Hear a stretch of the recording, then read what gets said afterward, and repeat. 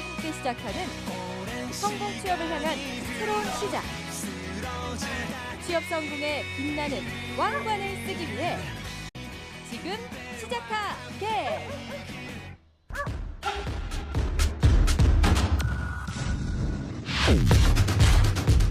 왜 떨어졌나 첫 주인공이었죠.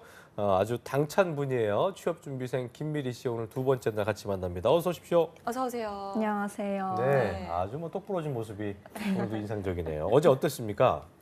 주변 어제- 사람들이 뭐 얘기 봤대요?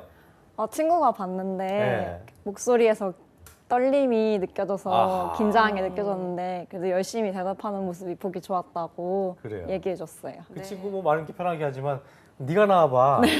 라고 한다면 본인 나오면 말 못할 수도 있는데 잘하셨어요. 어제 아주. 네. 예.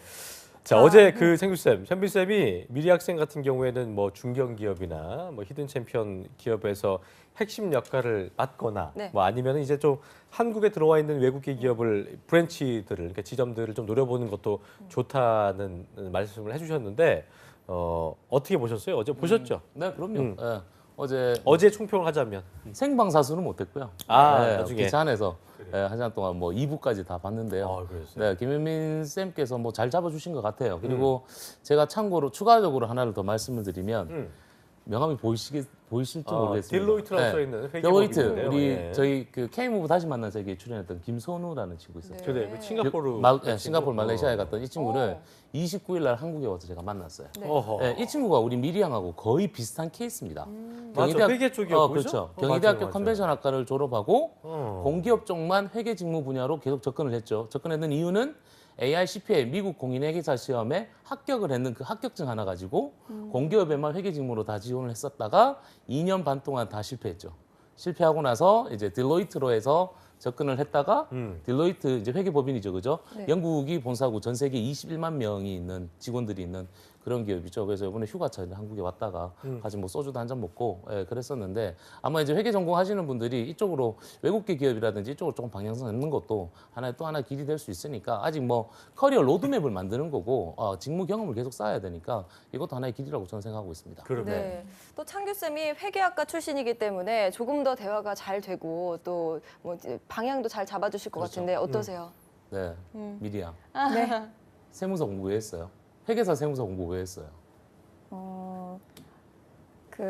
제가 경영학 중에서도 마케팅이나 이런 문과 쪽 성향보다는 숫자를 정확하게 구하는 과목에 좀 더 관심이 생기면서 회계사 공부를 시작하게 되었고, 네, 그러면서 세법 쪽에 또 관심이 생기고 또 이런 세무자문 하는 거 있어서 전문성이 있는 직업을 가지고 싶어서 세무사 공부를 시작하게 되었습니다. 전형적인 등록금 준말이죠.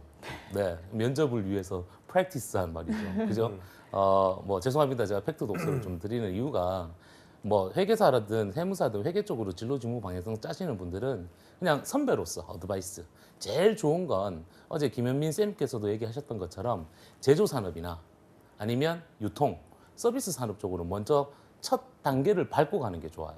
왜냐하면 그쪽으로 방향성을 끌게 되면요. 지금 자꾸 세무 쪽만 얘기를 접근을 하시잖아요. 네. 근데 제조 쪽으로 빠지게 되면 제조 원가 관리부터 시작해서 세무는 물론 재무, 뭐 예산, 회계 모든 것도 다 건드립니다. 그죠? 네. 그렇게 해서 한 1년에서 최대는 한 3년 정도까지의 경력을 만들어 놓고 그다음 한번 터닝하는 것도 길이라고 보고요. 제가 오늘 방송 안에서 제 친구의 사례를 조금 들어드릴게요. 제 친구 설명을 조금 해드릴게요. 이따가. 네. 그래서 뭐 이쪽으로 잡는 것도 나쁘진 않은 것 같아요. 네. 알겠습니다. 창규 쌤은 근데 회계학과 왜 가신 거예요, 그럼요? 가고 싶어서 왔습니까? 예. 네, 수능 성적에 맞춰서 갔죠. 갔습니까? 아, 네. 그랬군요. 그래서 맞춰서 가서 1학년 1학기 때 학점 0.3. 네, 굳이 그런 건 올해 얘기 안 하셔도 돼요. 이런 거 얘기해야 됩니다. 이런 거 얘기해야 됩니다. 대도령님 제가 우리 청년들한테 그런 얘기 하잖아요. 그래요. 중학교, 고등학교 때 내가 잘하는 거, 좋아하는 거 찾아서 네. 가자고. 네. 맞아. 어쨌든 그 회계과 출신이지만 창규 쌤은 정말 뭐 백오피스 쪽보다는 필드로 나오는 게 어울리다 이런 생각이 확 들고 네. 미리 씨 같은 경우에는 보니까 그 백오피스 쪽에 어울리겠다는 생각이 드는 게 뭐 이래서 그냥 전공만 갖고 일률적으로 진로 방향을 네. 설계하면 안 된다. 왜냐면 같은 회계 쪽이지만 그렇죠. 정말 다른 느낌이거든요. 그렇기 때문에 오늘은 자소서 컨설팅 하는 날이니까요. 자소서 얘기를 본격적으로 좀 저희가 해보겠습니다. 보셨죠 자기소개서? 네, 10점 가봤습니다. 만점에 우리 박 대표님은 뭐 박하게 주시는 분이기 때문에 몇 점 주시겠습니까? 만점. 만점이요? 네, 만점 진짜요? 드리겠습니다. 네. 방송 썼나 대충 봐요. 하지 마시고요. 아니요, 대충. 지금 새해라고 지금 막 하시는 거 아니에요? 아니요, 절대 아닙니다. 절대 아닙니다.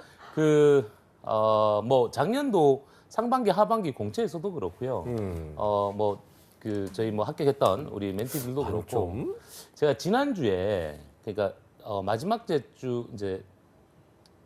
주에 제주도 가기 전에 네. 제가 그 가평을 갔다 왔어요. 어. 네, 가평을 가니까 우리 한림대학교 있잖아요. 그때 출연했던 이석학 팀장님. 학교에서 자체적으로 하는 취업 캠프에 이제 그 컨설턴트로 갔었는데 가니까 4학년 2학기생들이에요. 모두 다 올해 상반기, 하반기 공채에 다 떨어진 친구들. 네. 그러니까 왜 떨어졌나죠? 우리 프로그램처럼. 근데 갔는데 애들이 기가 확 죽어 있어요. 폐잔병처럼. 완전 진짜 폐잔병 분위기였어. 근데 제가 저녁 7시부터 시작해서 밤 10시 반까지 불과 한 3시간 반 만에 이 친구들 자소서를 완벽하게 다 만들었어요. 우와. 근데 자, 지금 여러분 잘 보세요. 왜 제가 우리 미리양한테 만점을 주냐면 지금 기업에서 인재를 채용할 때 공기업 같은 경우는 공기업과 사기업의 접근 방법이 틀리죠. 공기업은 너 이런 거 해봤니? 라고 물어보고 사기업은 특정 직무에 대해서 계속 깊게 파고들죠. 그러다 보니까 지금 기업에서는 직무 능력, 직무 경험, 직무 적합성을 대두될 수밖에 없는 구조입니다. 그죠? 근데 학교만 다니는 친구들이 무슨 이런 경험들이 어디 있겠습니까? 이 경험들을 어디서 끌고 가야 되냐면 내가 학창 시절에 교과 과목을 수강했던 것들 그리고 뭐 시험 준비를 하면서 내가 가졌던 성취도라든지 이런 부분들을 자소서에 녹인다면 충분히 이 능력들을 세 가지를 적합성은 없더라도 충분히 직무 능력에 대해서는 포함을 시킬 수 있기 때문에 우리 미리양 자소서 안에 보면 다 본인이 세무사 준비했던 것들 그리고 조세 감면 정책이라든지 이런 것들에 대해서 자기가 본인 전공으로 자기 직무로 가고자 하는 길들을 다 녹여놨기 때문에 저는 점수를 만점을 줬습니다. 네. 최초 만점 아닌가요? 왼쪽은 그러니까 이제 또 이걸 뭐 민혁 쌤이 보면 어떻게 줄지 모르겠습니다만 창규 쌤이 이렇게 박하신 분으로 알고 있는데 10점 만점 준 거는 처음이기도 그러게요. 하고 그게 다 녹화져 있다는 얘기죠? 그렇죠. 그게 어. 녹여져 있으니까 좋았어요. 근데 아쉬운 점도 있었어요. 네. 아쉬운 점도 있었는데 뭐 야. 학교 다닐 때 했던 것들을 충분히 자소서에 녹여놨기 때문에 괜찮은 것 같았어요. 그렇군요. 그래요. 자소서 쓸 때 뭐 힘들었던 점은 없었어요? 만점을 받긴 했지만. 네. 네. 제일 힘들었던 점은 이제 그 기업만을 위한 자기소개서를 쓰는 게 제일 힘이 들었던 것 같습니다. 제가 저의 이렇게 경험이나 어떤 직무를 위한 그런 공부했던 것들은 좀 한정적이라서 그런 문항들이 겹칠 수밖에 없었는데 뭔가 이 기업만을 위해서 내가 이렇게 준비를 했다라고 어필할 수 있는 부분이 부족했어서 좀 그런 부분에서 많이 어려움을 겪었습니다. 그러면 이제 그 기업만을 위해서 얘기하는 게 어려웠던 그러니까 공통적으로 복붙할 수 있는 부분 외에 이 기업만, A 기업만을 위한 것들을 써야 될 텐데 네. 그거 어려웠다고 했는데 그럼 어떤 식으로 그걸 했어요? 뭐 분석했어요? 아니면 뭐 찾아봤어요? 뭐 어떤 식으로 접근했어요? 접근했을 때 좀 저의 강점 위주로, 저의 회계 지식 위주로 지금 직무에서도 뭐 이해를 할 수 있고 바로 직무 진행할 수 있다는 식으로 많이 풀어나갔던 것 같습니다. 네. 그랬군요. 들어보니까 어떠세요, 창규 쌤? 연결고리를 뭐 잘 찾아서 어떻게? 아니요. 아니에요? 아쉬웠던 점이 이런 점이에요. 아쉬웠던 네, 점이. 아쉬웠던 점. 뭐 자소서를 학교 다닐 때 제가 왜 만점을 드리냐면 굳이 기죽을 필요 없다는 얘기인 거예요. 예, 뭐 잘 하고 있기 때문에 여러분들도 굳이 기죽을 필요는 없는데 아쉬웠던 건 뭐냐면 이상이죠. 그죠? 네. 이상을 많이 쫓았죠. 예, 그리고 본인이 잘할 수 있는 분야들, 예를 들어서 세무회계 안에서도 본인이 할 수 있는 것들이 많을 겁니다. 그죠?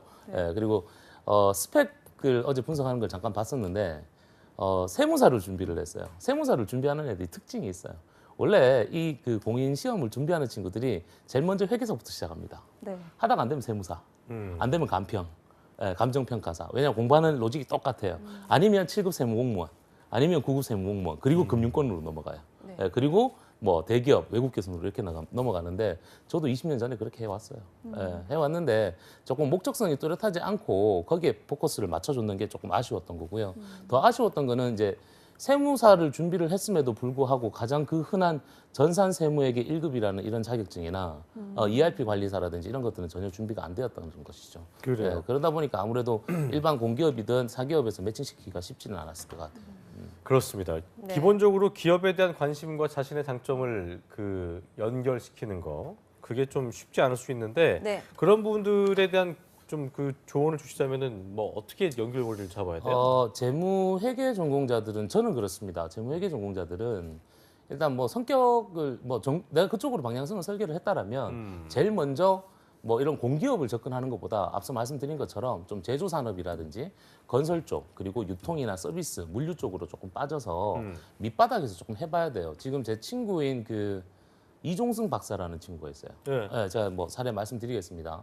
이종승 박사가 저희 때는 이제 군유학을 3년을 했었거든요. 그러니까 28개월인가 갔다 왔기 때문에 그러니까 대학교 졸업했을 때 나이가 28, 9이 돼버리는 거예요. 근데 이 친구가 제일 먼저 입사한 곳이 어디냐면 대구에 있는 금융기계금속의 경리팀에 입사를 했어요. 연봉 1,500에 가실 분.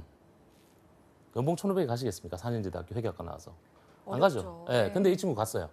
가서 나는 아직 실무 경험이 없기 때문에 가서 이제 자동차 부품, 기계 부품 만드는 회사예요. 가서 3년을 경력을 쌓겠다. 그리고 나더니 얘가 대구 경북에 있는 프랑스 계열의 외국계 기업인 평화그룹에 재무팀에 다시 이직을 한 거예요. 그러면서 연봉 3,700. 외국계 기업이다 보니까 평화자동차. 네, 평화자동차. 맞아, 예, 맞아, 예. 그렇죠. 외국계 기업이다 보니까 직원들의 복지 혜택이 많다 보니까 얘는 회사에서 우수 사원으로 선정이 돼서 대구에 있는 경북대학교 국립대학이죠. 야. 경영학 MBA 석사 과정을 하고 거기서 경력 5년 차. 그리고 대구 기계부품연구원이라는 공기업으로 다시 회계팀장으로 이직. 연봉 5천. 그리고 2015년도 12월 달에 행정고시 합격. 그리고 그 학교 회사 다니면서 박사 과정 같이.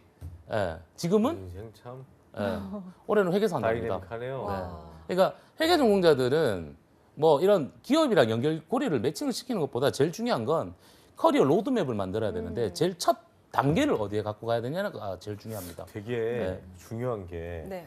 회계라는 건 이 돈을 만지는 직업인데 그 돈을 또 바라보면 안 되는 거죠. 그 1,500 실어 갖고 안 갔으면은 그분이 그렇죠. 그렇게 풀렸겠어요? 네. 그런 생각이 드네요. 그렇죠. 그렇습니다. 자, 그럼 저희가 자소서를 이제 본격적으로 살펴볼 텐데요. 그렇습니다. 미래 씨의 만점을 받은 자소서 김한 캐스터가 안내 드립니다. 함께 보시죠.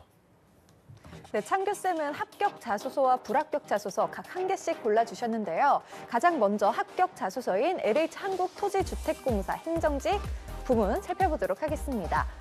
네, 지원 포부 한국토지주택공사의 주요 사업 중에서 앞으로 입사 후 본인이 어떤 부분에 기여하고 싶은지 그리고 본인의 주요 직무 역량 및 강점을 기반으로 기술하는 항목입니다. 미리 씨가 어떻게 작성했는지 한번 살펴보겠습니다. 네, 택지 개발에서 복합적 세법 지식으로 절세 공급이라고 소제목을 달았고요. 이어서 내용도 살펴보도록 하겠습니다.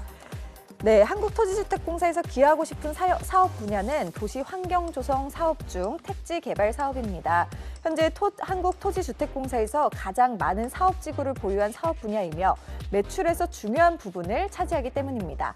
택지 개발은 토지 정비와 공공주택 분양과 임대가 모두 복합적으로 이루어지기 때문에 세법에서 정한 과세 범위에 대해 복합적인 사고가 필요한 사업이라고 생각합니다.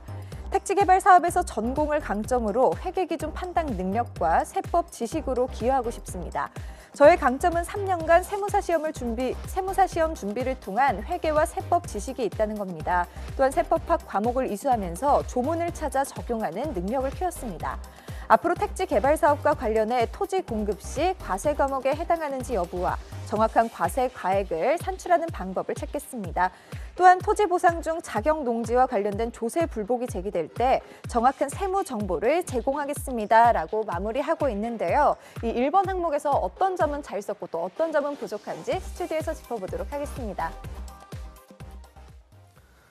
네, 자기소개서 뭐 그 저희가 간단히 받긴 했습니다만 잘 쓴 그러니까 일단 10점이라는 말을 들으니까 네. 굉장히 잘 쓸 거라는 생각이 좀 들어서 잘 쓴 것 같다는 생각이 듭니다. LH의 가장 큰 사업 분야에서 나의 세법 지식을 살려서 정확한 과세가액을 찾고 또 조세 불복이 제기되는 어떤 그 문제 상황이 발생할 경우에 정확한 세무 정보를 공개하겠다. 상당히 좀 구체성을 맞아요. 띠고 네. 이 친구는 좀 알고 있구나라는 거를 좀 알 수 있는 그런 부분이었는데 좋네요, 저는요. 그러니까 그렇죠. 굉장히 일단 구체성이 뜨니까 쉬운 얘기로 있어 보이네요, 되게. 맞아요. 그냥 열심히 하겠다 이런 게 그러니까요. 아니니까. 내가 아까 얘기했던 것대로 이제 직무 능력, 직무 경험, 직무 적합성 아닙니까? 근데 직무 능력이라는 내용이 여기 들어가는 거잖아요. 그렇죠. 내가 그만큼 공부를 해봤고 그만큼 조사를 해봤기 때문에 예. 여기서 나오는 게 이제 직무 능력이 이 자소서 안에 항목 안에 들어가 있으니까 제가 점수를 높게 줬는 거고요. 이제 아쉬운 점이 뭐냐면 세무사 공부했는 게 그렇게 자랑인지는 잘 모르겠습니다만 자꾸 세법 기준으로 자꾸 들어갔잖아요. 네. 자 보세요. 세법이 좋나 봐요. 좋대잖아요, 세법이. 세법이 좋아요. 좋아. 얘기야, 솔직하게 얘기해봐요. 괜찮아요. 네, 세법이 좋냐니까 물어보잖아요. 세법이. 세법이 좋아요. 재밌어요. 재밌습니다. 재밌나 봐. 솔직히. 그럴 수 있어. 재밌지만 어려워요. 그러니까 세법이 어려워요, 네, 여러분. 네. 세법이 계속 매년 바뀌고 이게 기업법하고 뭐 기업법, 상법, 세법이 다 연결고리가 되기 때문에 이게 쉽지가 않거든요. 특히나 요즘 IFRS가 들어오기 때문에 더 어려운 상황인데 제가 아쉬웠던 건 뭐냐면 지금 자소서 항목에서도 보면 이제 LH 한국토지주택공사에다가 도시 환경 조성 사업에 대해서 포커스를 잡았는데 만약 이렇게 도시 환경 환경 조성 사업으로 들어가게 되면 세법을 나타내는 게 아니라 예산 회계를 갖고 가야죠. 예산 회계를. 네, 자소서에 예산 회계를 넣어줘야죠. 관, 항목, 세 이쪽 나가는 거 있죠, 그죠? 예산 회계하고 그리고 이런 거 같은 경우는 건설 도급원가에서 직접비, 간접비를 조금 줄일 수 있는 그런 방향성대로 끌고 가야 되겠죠. 아하. 예, 그런 것들이 조금 자소서 안에 들어간다라면 아무래도 직무 능력에 대해서 조금 더 뛰어나게 보지 않을까라는 게 제 생각입니다. 예. 뭐 네. 그 세무와 회계 네. 쪽 전문가들끼리 얘기하니까 그러니까요. 저는 뭔 소리인지 하나도 모르겠습니다. 어쨌든 굉장히 좀 더 구체성을 띄워야 되네요. 거기서도 그렇죠. 좀 갈리게 되네, 그죠? 그렇죠. 지금 뭐 이번에 LH 같은 경우는 330명 채용입니다.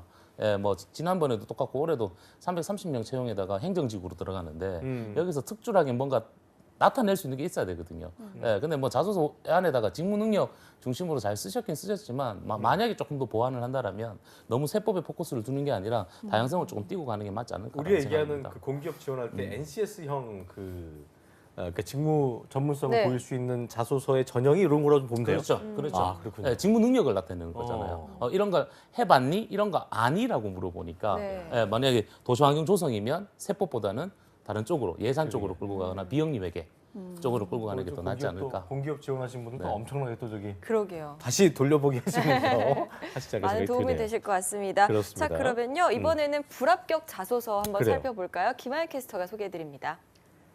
네, 이번에는 한화에너지 회계 직무에 지원한 하반기 공채에 지원한 자소서인데요. 창규쌤은 4번 항목 골라주셨습니다. 어떻게 썼는지 살펴보도록 하겠습니다. 네, 지원한 직무에 어울리는 본인의 강점과 역량, 경험 및 해당 직무 지원 사유 등을 자유롭게 서술하는 항목입니다. 미리 씨는 어떻게 썼을지 화면으로 만나보도록 하겠습니다. 네, 소제목은요, 세밀하게 분석하는 회계 전문가라고 잡았습니다. 내용 이어서 살펴보도록 하겠습니다. 네, 제가 지원하는 경영관리 중 재경 직무에 필요한 역량으로 분석력과 세밀함이 필요하다고 생각합니다. IFRS에서 정한 기준을 토대로 인식하는 과정에서 기업의 단기 순이익에 유리한 인식 방법을 고민했습니다. 재무회계와 원가회계, 세무회계를 통해서 상호 연관성에 대해 분석했습니다.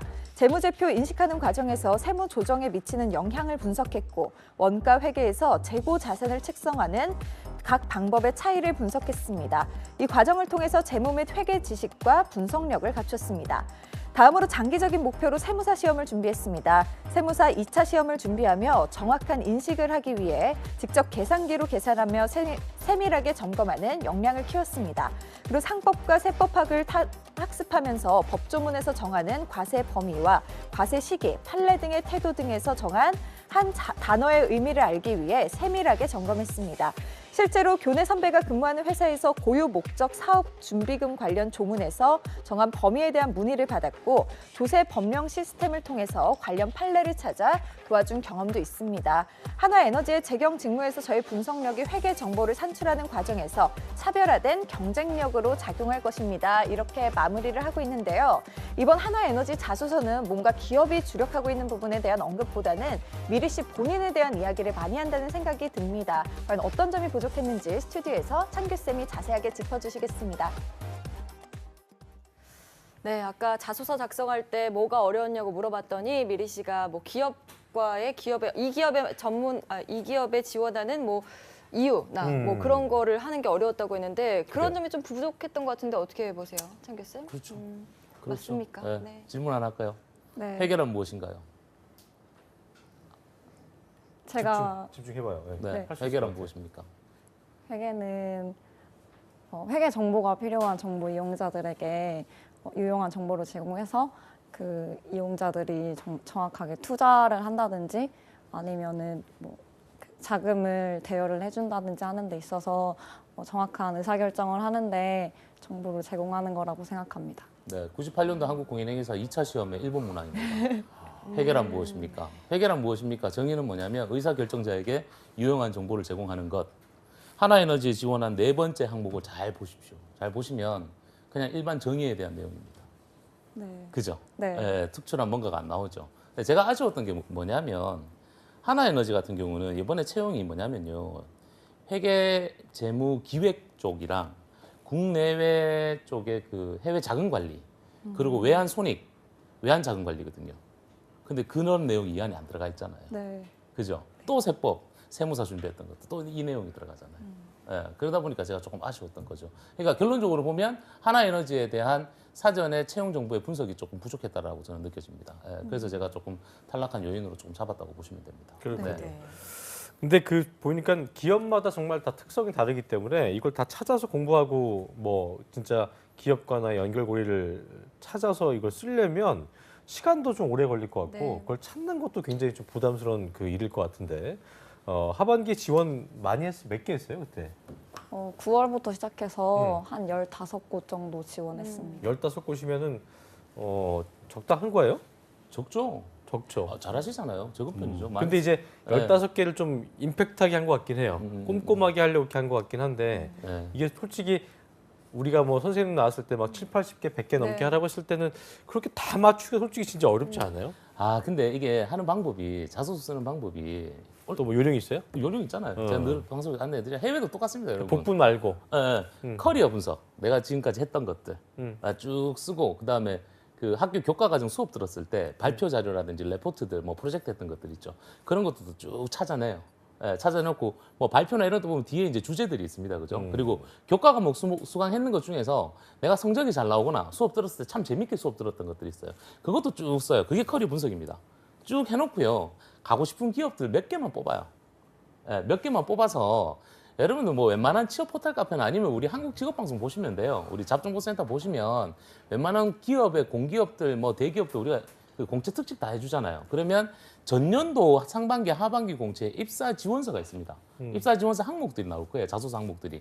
그거 보고 한번 써보세요. 써보시다 보면요. 같이 내 커리어 중에서 같이 들어가는 공통 분모가 나와요. 그것만 싹 빼내면 돼요. 빼놓고 예를 들어서 뭐 다음 내년에 올해 상반기에 하나에너지 넣을 거다. 그러면 지원할 거다 그러면 벌써 이미 하나에너지 다 분석했잖아. 분석해놓고 자소서 다 만들어놨잖아요. 네. 그리고 금년도 뜨면요. 별반 틀릴 거 아무것도 없어요. 그죠? 그렇게 해서 그냥 집어넣으면 돼요. 그러니까 뭐 좀 많이 하시는 분들은 40, 제일 적게 하시는 분은 40통, 그다음에 많이 하시는 분은 100통, 150통 정도 쓰시는데 뭐 처음부터 그걸 다 쓰기는 너무 버거우니까 가고 싶은 기업들, 단 기업을 선정을 할 때는 산업 직종 분류를 같이 공통적으로 묶으면 좋겠죠. 뭐 패션 산업, 패션 뷰티 계열들, 아니면 유통 산업들, 뭐 유통 리테일들 묶고, 뭐 아니면 공기업들 쪽으로 이렇게 묶어서 공통 분모만 찾아내시면 돼요. 그렇게 어려운 부분이 아닙니다. 제가 그 한림대학교 그 취업 캠프에서도 불과 3시간 반 만에 잡았다니까요. 이렇게. 근데 이게 말하고 우리 창규 대표님은 참 쉽게 얘기하세요. 네, 네, 시원시원한데 그럼 뭐 특정 기업을 골라서 뭐 생각을 하고 있기보다는 산업군별로 좀 크게 산업군별로 관심 있는데, 뭐 해야겠네요. 예를 들어서 네, 그 지난번에 만났던 친구는 뭐 영화에 완전 미쳐 사는 친구예요. 네, 그러다 보니까 이 친구는 뭐 CG 영상 제작하는 거 편집하는 것도 자기가 학교 다닐 때 배웠고 뭐 미디어 관련된 자격증도 좀 떠났더라고요. 그러면 얘가 갈 수 있는 방향성이 나오죠. 방송 언론 계열이라든지 광고 홍보 계열이라든지 뭐 아니면 뭐 영화 배급사라든지 이렇게 해서 목표 기업 나오잖아요. 그러면 뭐 방송국이면 우리 방송국도 가능할 수 있겠고요. 아니면 영화 쪽으로 간다면 CJ ENM도 나올 수 있겠고요. 그래서 그 친구는 CJ ENM을 잡았어요. CJ ENM을 잡았는데 재밌는 건 그 친구 국어 국문입니다. 네. 예, 국어 국문 전공이라니까요. CJ ENM을 잡아서 CJ ENM의 2016년도, 17년도 상반기, 하반기 자소서 항목을 찾아냈었죠. 그리고 자기가 국어 국문에서 사람 간의 대화에서 정서를 어떻게 이 영화로 연결시키는 이런 식으로 자소서 스토리를 만들었거든요. 그거 하는데 3시간 반 걸렸습니다. 그랬군요. 쉽게 생각하시면 돼요, 여러분. 그게 어려운 부분이 아닙니다. 우리 청년들이 자꾸 이 기가 빠지는 이유는 방향성 설계를 못했고 네. 어떻게 해야 될지 모르니까 그런 거지. 이 여기서 잘 방향성만 봐야 알면, 될 게 뭐냐면 이제 또 산업, 그러니까 기업마다 보다는 산업군별로 산업군별로. 잡아놓으면 네. 그 산업군에 속하는 기업이 뭐 열댓 개가 될 수 있겠고 좀 추려질 수 있을 텐데 그래도 또 기업 그 SK 같이 가이드라인을 진짜 빡시게 잡아놔갖고 기업 같은 산업군인데도 이 기업과 이 기업들이 다른 경우도 있잖아요. 그러니까 있죠. 그런 있죠. 경우는 어떻게 접근해야 SK 돼요? 같은 경우도 뭐 SK 바이오텍 틀리고요, 그죠? SKT도 틀리고. 그러니까 그거는 이제 파버려야죠. 그런 경우에는 그런 경우는 완전히 파버려야 되는 거고. 처음 여러분들이 진로 방향성을 설계할 때는 관심 분야의 산업 직종부터 잡고 그 안에 목표 기업 잡아놓고 그 목표 기업이 이제 파기 시작해야 되죠.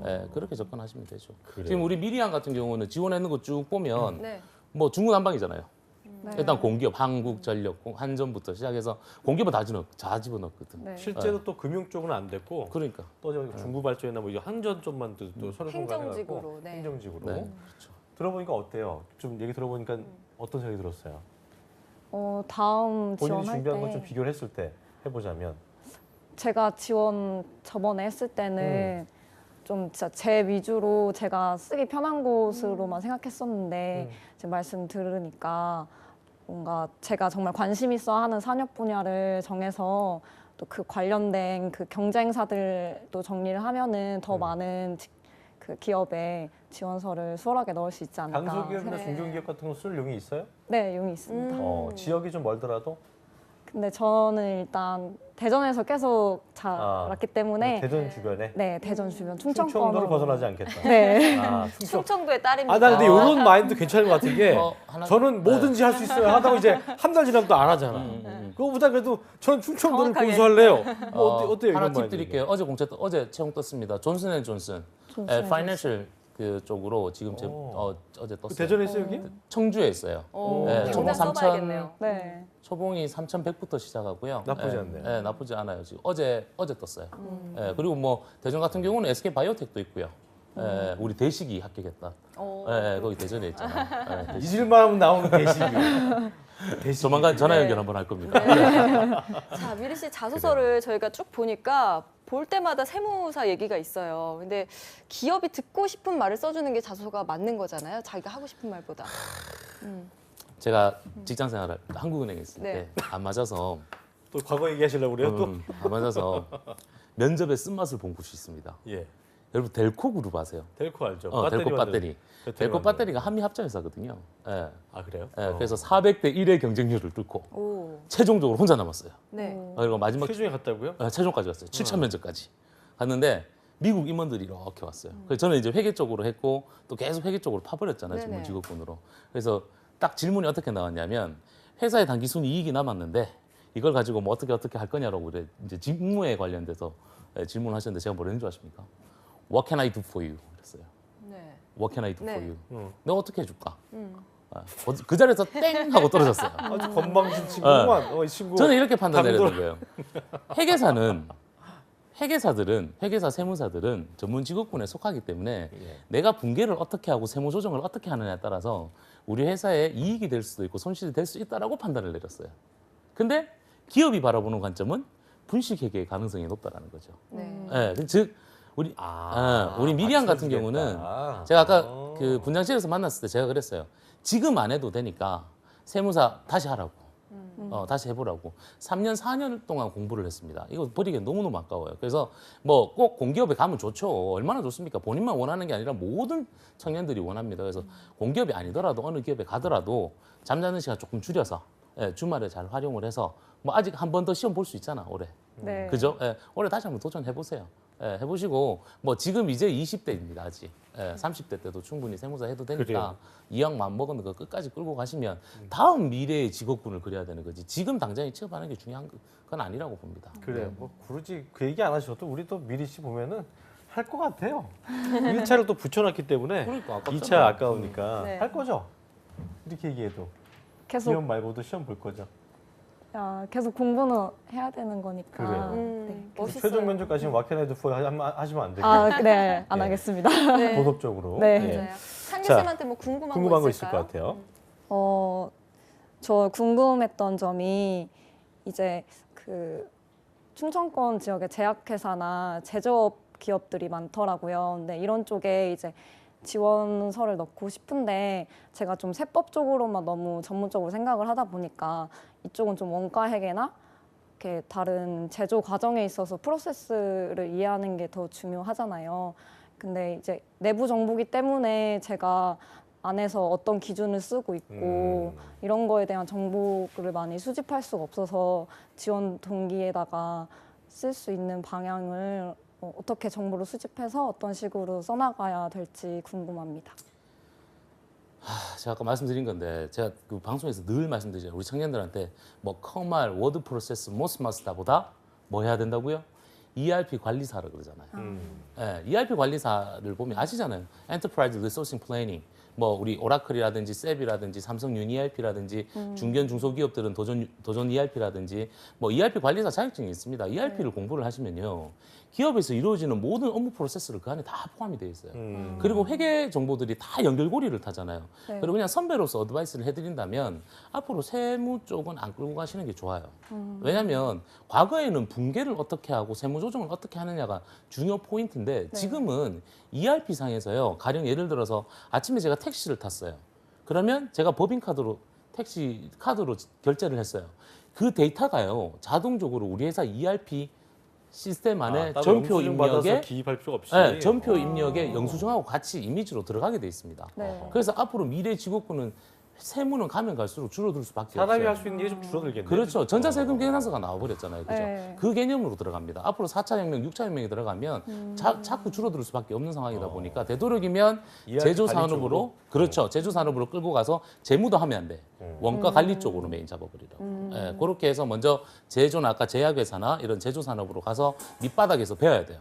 예, 새벽 3시 반까지 일해봐야 됩니다. 밤샜을 때. 그래야 예, 돼요. 해보고 나서 그다음 다시 진로를 짜는 게 맞죠. 네. 그래요.